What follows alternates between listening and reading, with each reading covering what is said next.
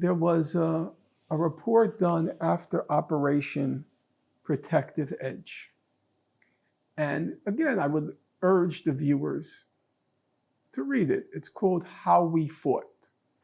And it was put out by an organization, an Israeli organization called Breaking the Silence. And it interviews soldiers who speak very matter-of-factly about how they fought in the high-tech killing spree called Operation Protective Edge, which was August 2014. It was 51 days. I think July 8th to August 26th, if my memory is right. Okay? And I'll tell you, I remember reading it in the back of a van. I was going from one event to another. And I just, what is this? What is this? And I'll never forget, I would like, again, to reiterate it so people can check whether what I'm saying is correct. Breaking the Silence. It's called How We Fought, and it's about Operation Protective Edge. And it describes the very last testimony.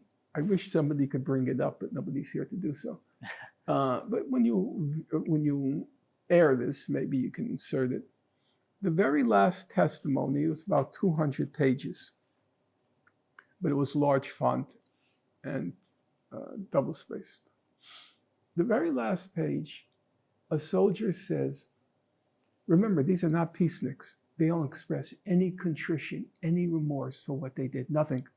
They're just describing, like you and me, they're sitting there describing, this is what we did, okay? And he described how when we come home from the front, the girls are very excited. They want to know, did you kill an Arab? Did you kill an Arab? It was exhilaration or disappointment if you said no. That's the mentality. That's the mentality. I think it's worse, actually.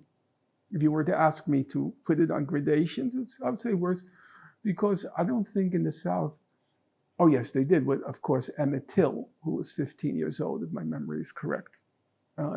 Yes, they mangled him, but I don't think they lynched children. I think Israelis would show more remorse at shooting a dog in the skull than shooting a child. And I said to Jamie, I can't hold back. That's a satanic state. It's a satanic state. It's risen from the boils of hell.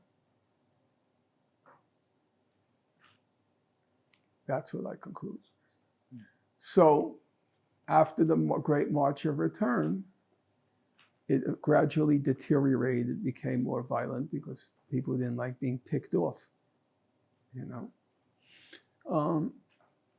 So the bottom line is, whatever you think about Hamas as an organization, and I admit, I'm not going to deny it. If I were in jail for 10 years, I wouldn't be reading the Bible. I don't think that's how political organizations function.